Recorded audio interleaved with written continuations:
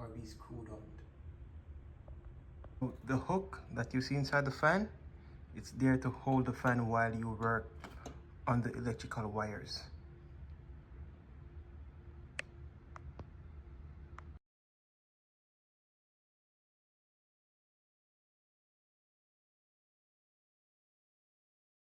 So this is how it looks after you connected the wires.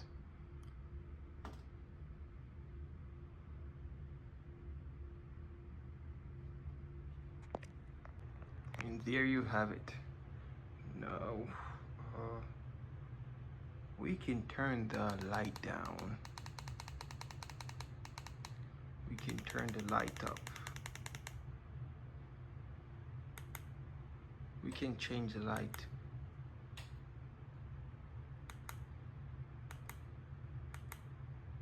If we want to.